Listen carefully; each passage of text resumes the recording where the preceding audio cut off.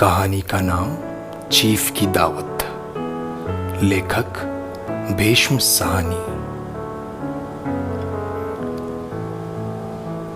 आज मिस्टर श्यामनाथ के घर चीफ की दावत थी। श्यामनाथ और उनकी धर्मपत्नी को पसीना पोंछने की फुर्सत न थी। पत्नी ड्रेसिंग गाउन पहने उलझे हुए बालों को जूड़ा बनाए मुंह पर फैली हुई सुर्खी और पाउडर को मले और मिस्टर श्यामनाथ सिगरेट पर सिगरेट फूंकते हुए चीजों की फेहरिस्त हाथ में थामे एक कमरे से दूसरे कमरे में आ जा रहे थे। आखिर 5 बजते बजते तैयारी मुकम्मल होने लगी। कुर्सियां, मेज, तिपाइयां, नैपकिन, फूल सब बरामदे में पहुंच गए। ड्रिंक का इंतजाम बैठक में कर दिया गया। अब घर का फालतू सामान अलमारियों के पीछे और पलंगों के नीचे छिपाए जाने लगा। तभी श्यामनाथ के सामने सहसा एक अड़चन खड़ी हो गई। मां का क्या होगा? इस बात की ओर न उनका और न उनकी कुशल गृहिणी का ध्यान गया था। मिस्टर श्यामनाथ श्रीमती की ओर घूमकर अंग्रेजी में बोले, मां का क्या होगा? श्रीमती काम करते करते ठहर गई और थोड़ी देर तक सोचने के बाद बोली, इन्हें पिछवाड़े इनकी सहेली के घर भेज दो। रात भर बेशक वहीं रहे, कल आ जाए। श्यामनाथ सिगरेट मुंह में रखे सिकुड़ी आंखों से श्रीमती के चेहरे की ओर देखते हुए पल भर सोचते रहे। फिर सिर हिलाकर बोले, नहीं, मैं नहीं चाहता कि उस बुढ़िया का आना जाना यहां फिर से शुरू हो। पहले ही बड़ी मुश्किल से बंद किया था। मां से कहें कि जल्दी ही खाना खा के शाम को ही अपनी कोठरी में चली जाए। मेहमान कहीं 8 बजे आएंगे, इससे पहले ही अपने काम से निपट ले। सुझाव ठीक था, दोनों को पसंद आया। मगर फिर सहसा श्रीमती बोल उठी, जो वो सो गई और नींद में खर्राटे लेने लगी तो? साथ ही तो बरामदा है जहां लोग खाना खाएंगे। तो इन्हें कह देंगे कि अंदर से दरवाजा बंद कर ले, मैं बाहर से ताला लगा दूंगा। या मां को कह देता हूं कि अंदर जाकर सोए नहीं, बैठी रहे, और क्या। और जो सो गई तो डिनर का क्या मालूम कब तक चले। 11 बजे तक तो तुम ड्रिंक ही करते रहते हो। श्यामनाथ कुछ खींच उठे, हाथ झटकते हुए बोले, अच्छी भली ये भाई के पास जा रही थी, तुमने यूं ही खुद अच्छा बनने के लिए बीच में टांग अड़ा दी। वाह, तुम मां और बेटे की बातों में मैं क्यों बुरी बनूं? तुम जानो और वो जाने। मिस्टर श्यामनाथ चुप रहे। ये मौका बहस का न था, समस्या का हल ढूंढने का था। उन्होंने घूमकर मां की कोठरी की ओर देखा। कोठरी का दरवाजा बरामदे में खुलता था। बरामदे की ओर देखते हुए झट से बोले, मैंने सोच लिया है। और उन्हीं कदमों से मां की कोठरी के बाहर जा खड़े हुए। मां दीवार के साथ एक चौकी पर बैठी दुपट्टे में मुंह सिर लपेटे माला जप रही थी। सुबह से तैयारी होती देखते हुए मां का भी दिल धड़क रहा था। बेटे के दफ्तर का बड़ा साहब घर पर आ रहा है, सारा काम सुबीते से चल जाए। मां, आज तुम खाना जल्दी खा लेना, मेहमान लोग 7:30 बजे आ जाएंगे। मां ने धीरे से मुंह पर से दुपट्टा हटाया और बेटे को देखते हुए कहा, आज मुझे खाना नहीं खाना है। बेटा, तुम तो जानते हो, मांस मछली बने तो मैं कुछ नहीं खाती। जैसे भी हो अपने काम से जल्दी निपट लेना। अच्छा बेटा। अरे मां, हम लोग पहले बैठक में बैठेंगे, उतनी देर तुम यहां बरामदे में बैठना। फिर जब हम यहां आ जाए तो तुम गुसल खाने के रास्ते बैठक में चली जाना। मां अवाक बेटे का चेहरा देखने लगी, फिर धीरे से बोली, अच्छा बेटा। और मां, आज जल्दी सो नहीं जाना, तुम्हारे खर्राटों की आवाज दूर तक जाती है। मां लज्जित सी आवाज में बोली, क्या करूं बेटा, मेरे बस की बात नहीं है। जब से बीमारी से उठी हूं, नाक से सांस नहीं ले सकती। मिस्टर श्यामनाथ ने इंतजाम तो कर दिया, फिर भी उनकी उधेड़ बुन खत्म नहीं हुई। जो चीफ अचानक उधर आ निकला तो 8-10 मेहमान होंगे, देसी अफसर, उनकी स्त्रियां होंगी, कोई भी गुसल खाने की तरफ जा सकता है। शोभ और क्रोध में वो झुंझलाने लगे। एक कुर्सी को उठाकर बरामदे में कोठरी के बाहर रखते हुए बोले, आओ मां, इस पर जरा बैठो तो। माँ माला संभालती पल्ला ठीक करती उठी और धीरे से कुर्सी पर आकर बैठ गई। यूं नहीं माँ, टांगे ऊपर चढ़ा कर नहीं बैठते, ये खाट नहीं है। माँ ने टांगे नीचे उतार ली। और खुदा के वास्ते नंगे पांव नहीं घूमना, न ही वो खड़ाऊ पहनकर सामने आना। किसी दिन तुम्हारी ये खड़ाऊ उठाकर मैं बाहर फेंक दूंगा। माँ चुप रही। कपड़े कौन से पहनोगी माँ? जो है वही पहनूंगी।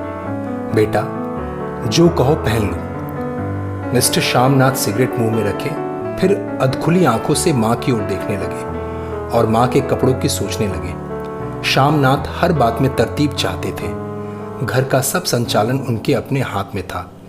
खूंटियाँ कमरों में कहाँ लगाई जाए, बिस्तर कहाँ पर बिछे, किस रंग के पर्दे लगाए जाए, श्रीमती कौन सी साड़ी पहने, मेज किस साइज की हो। श्यामनाथ की चिंता थी कि अगर चीफ का साक्षात माँ से हो गया तो कहीं लज्जित नहीं होना पड़े। माँ को सिर से पांव तक देखते हुए बोले, तुम सफेद कमीज और सफेद सलवार पहन लो। माँ पहन के आओ तो जरा देखूं। माँ धीरे से उठी और अपनी कोठरी में कपड़े पहनने चली गई। ये माँ का झमेला ही रहेगा। उन्होंने फिर अंग्रेजी में अपनी स्त्री से कहा, कोई ढंग की बात हो तो भी कोई कहे, अगर कहीं कोई उल्टी सीधी बात हो गई, चीफ को बुरा लगा तो सारा मजा जाता रहेगा। माँ सफेद कमीज और सफेद सलवार पहनकर बाहर निकली। छोटा सा कद, सफेद कपड़ों में लिपटा, छोटा सा सूखा हुआ शरीर, धुंधली आंखें, केवल सिर के आधे झड़े हुए बाल पल्ले की ओट में छिप पाए थे। पहले से कुछ ही कम कुरूप नजर आ रही थी। चलो ठीक है, कोई चूड़ियां बुड़िया हो तो वो भी पहन लो, कोई हर्ज नहीं। चूड़ियां कहाँ से लाऊं बेटा? तुम तो जानते हो सब जेवर तुम्हारी पढ़ाई में बिक गए। ये वाक्य श्यामनाथ को तीर की तरह लगा। तिनक कर बोले, ये कौन सा राग छेड़ दिया मां? सीधा कह दो ना, नहीं है जेवर बस। इससे पढ़ाई वढ़ाई का क्या ताल्लुक है? जो जेवर बिका तो कुछ बनकर ही आया हूं, नीरा लंडूरा तो नहीं लौटाया। जितना दिया था उससे दुगना ले लेना। मेरा जीभ जल जाए बेटा तुमसे जेवर लूंगी, मेरे मुंह से यूं ही निकल गया। जो होते तो लाख बार पहनती। 5:30 बज चुके थे। अभी मिस्टर श्यामनाथ को खुद भी नहा धोकर तैयार होना था। श्रीमती कब की अपने कमरे में जा चुकी थी। श्यामनाथ जाते हुए एक बार फिर मां को हिदायत देते गए, मां रोज की तरह गुमसुम बन के नहीं बैठी रहना। अगर साहब इधर आ निकले और कोई बात पूछे तो ठीक तरह से बात का जवाब देना।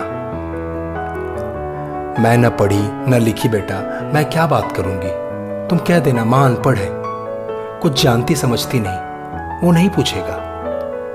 7 बजते बजते मां का दिल धक धक करने लगा। अगर चीफ सामने आ गया और उसने कुछ पूछा तो वो क्या जवाब देगी? अंग्रेज को तो दूर से ही देखकर घबरा उठती थी, ये तो अमरीकी है।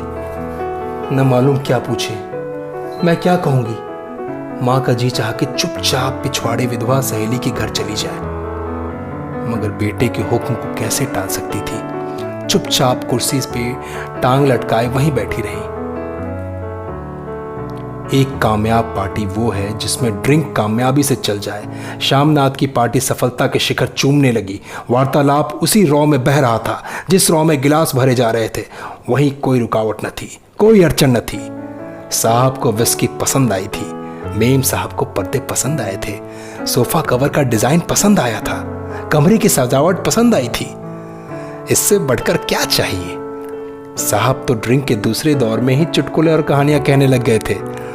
दफ्तर में जितना रोब रखते थे, यहां पर उतने ही दोस्त परवर हो रहे थे। और उनकी स्त्री काला गाउन पहने, गले में सफेद मोतियों का हार, सेंट और पाउडर की महक से ओत पोत, कमरे में बैठी सभी देसी स्त्रियों की आराधना का केंद्र बनी हुई थी। बात बात पर हंसती, बात बात पर सिर हिलाती और श्यामनाथ की स्त्री से तो ऐसे बात कर रही थी जैसे उनकी पुरानी सहेली हो। और इसी रूम में पीते पिलाते 10:30 बज गए। वक्त गुजरते पता ही न चला। आखिर सब लोग अपने अपने गिलासों में से आखिरी घूंट पीकर खाना खाने के लिए उठे और बैठक से बाहर निकले। आगे आगे श्यामनाथ रास्ता दिखाते हुए, पीछे चीफ और दूसरे मेहमान। बरामदे में पहुंचते ही श्यामनाथ सहसा ठिठक गए। जो दृश्य उन्होंने देखा उससे उनकी टांगें लड़खड़ा गई और क्षण भर में सारा नशा हिरन होने लगा। बरामदे में ऐन कोठरी के बाहर मां अपनी कुर्सी पर ज्यों की त्यों बैठी थी, मगर दोनों पांव कुर्सी की सीट पर रखे हुए और सिर दाएं से बाएं और बाएं से दाएं झूल रहा था और मुंह में से लगातार गहरे खर्राटों की आवाजें आ रही थी। जब सिर कुछ देर के लिए टेढ़ा होकर एक तरफ को थम जाता तो खर्राटे और भी गहरे उठते और फिर जब झटके से नींद टूटती तो सिर फिर दाएं से बाएं झूलने लगता। पल्ला सिर पर से खिसक आया था और मां के झरे हुए बाल आधे गंजे सिर पर अस्त व्यस्त बिखर रहे थे। देखते ही श्यामनाथ क्रुद्ध हो उठे। जी चाहा कि मां को धक्का देकर वहां उठा दे और उन्हें कोठरी में धकेल दे, मगर ऐसा करना संभव न था। चीफ और बाकी मेहमान पास खड़े थे। मां को देखते ही देसी अफसरों की कुछ स्त्रियां हंस दी कि इतने में चीफ ने धीरे से कहा, पुअर डियर। मां हड़बड़ा के उठ बैठी। सामने खड़े इतने लोगों को देखकर ऐसी घबराई कि कुछ कहते न बना। झट से पल्ला सिर पर रखती हुई खड़ी हो गई और जमीन को देखने लगी। उनके पांव लड़खड़ाने लगे और हाथों की उंगलियां थर थर कांपने लगी। मां, तुम जाके सो जाओ। तुम क्यों इतनी देर तक जाग रही थी? और खिसियाई हुई नजरों में श्यामनाथ चीफ के मुंह की ओर देखने लगे। चीफ के चेहरे पर मुस्कुराहट थी। वो वहीं खड़े खड़े बोले, नमस्ते। मां ने झिझकते हुए अपने सिमटते हुए दोनों हाथ जोड़े, मगर एक हाथ दुपट्टे के अंदर माला को पकड़े हुए था, दूसरा बाहर, ठीक तरह से नमस्ते भी ना कर पाई। श्यामनाथ इस पर भी खिन्न हो उठे। इतने में चीफ ने अपना दाया हाथ मिलाने के लिए मां के आगे किया।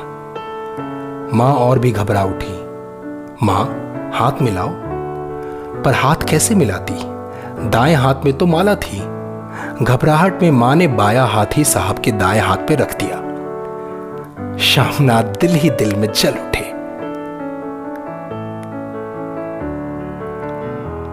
इतने में चीफ ने अपना दाया हाथ मिलाने के लिए मां के आगे किया। मां और भी घबरा उठी। मां, हाथ मिलाओ। पर हाथ कैसे मिलाती? दाएं हाथ में तो माला थी। घबराहट में मां ने बाया हाथ ही साहब के दाएं हाथ पे रख दिया। श्यामनाथ दिल ही दिल में जल उठे। देसी अफसरों की स्त्रियां खिलखिलाकर हंस पड़ी। यूं नहीं मां, तुम तो जानती हो दायां हाथ मिलाया जाता है, दायां हाथ मिलाओ। मगर तब तक चीफ मां का बायां हाथ ही बार बार हिलाकर कह रहे थे, how do you do, how do you do. कहो मां, मैं ठीक हूं, खैरियत से हूं। मां कुछ बड़बड़ाई। मां कहती है, मैं ठीक हूं, कहो मां, हाउ डू यू डू। मां धीरे से सकुचाते हुए बोली, हाउ डू डू डू। एक बार फिर कह कहा उठा। वातावरण हल्का होने लगा। साहब ने स्थिति संभाल ली थी। लोग हंसने चहकने लगे थे। श्यामनाथ के मन का शोभ भी कुछ कुछ कम होने लगा था। साहब अपने हाथ में मां का हाथ अब भी पकड़े हुए थे और मां सिकुड़ी जा रही थी। साहब के मुंह से शराब की बू आ रही थी। श्यामनाथ अंग्रेजी में बोले, मेरी मां गांव की रहने वाली है, उम्र भर गांव में रही है, इसलिए आपसे लजाती है। साहब इस पर खुश नजर आए। बोले, सच? मुझे गांव के लोग बहुत पसंद है। तब तो तुम्हारी मां गांव के गीत और नाच भी जानती होगी। चीफ खुशी से सिर हिलाते हुए मां को टकटकी बांधे देखने लगे। मां, साहब कहते हैं कोई गाना सुनाओ, कोई पुराना गीत, तुम्हें तो कितने ही याद होंगे। मां धीरे से बोली, मैं क्या गाऊंगी बेटा, मैंने कब गाया है। वाह मां, मेहमान का कहा भी कोई टालता है। साहब ने इतना रीझ से कहा है, नहीं गाओगी तो साहब बुरा मानेंगे। मैं क्या गाऊं बेटा, मुझे क्या आता है। वाह, कोई बढ़िया टप्पे सुना दो, दो पत्तरा। देसी अफसर और उनकी स्त्रियों ने सुझाव पर तालियां पीटी। मां कभी दीन दृष्टि से बेटे के चेहरे को देखती, कभी पास खड़ी बहू के चेहरे को। इतने में बेटे ने गंभीर आदेश भरे लिहाज में कहा, मां। इसके बाद हाँ या ना सवाल ही न उठता था। मां बैठ गई और शीन, दुर्बल, लरजती आवाज में एक पुराना विवाह का गीत गाने लगी। हरियाणी माए, हरियाणी बहने, हरियाते भागी भरिया है, हरियाती भागी भरिया है। देसी स्त्रियां खिलखिला के हंस उठी। 3 पंक्तियां गा के मां चुप हो गई। बरामदा तालियों से गूंज उठा। साहब तालियां पीटना बंद ही ना करते थे। शामनाथ की खींच प्रसन्नता और गर्व में बदल उठी थी। मां ने पार्टी में नया रंग भर दिया था। तालियां थमने पर साहब बोले, पंजाब के गांवों की दस्तकारी क्या है? शामनाथ खुशी में झूम रहे थे। बोले, ओह बहुत कुछ साहब, मैं आपको एक सेट उन चीज़ों का भेंट करूंगा, आप उन्हें देखकर खुश होंगे। मगर साहब ने सिर हिलाकर अंग्रेजी में फिर पूछा, नहीं, मैं दुकानों की चीज़ नहीं मांगता। पंजाबियों के घरों में क्या बनता है, औरतें खुद क्या बनाती हैं? शामनाथ कुछ सोचते हुए बोले, लकड़ियों की गुड़िया बनाती हैं और फुलकारियाँ बनाती हैं। फुलकारी क्या?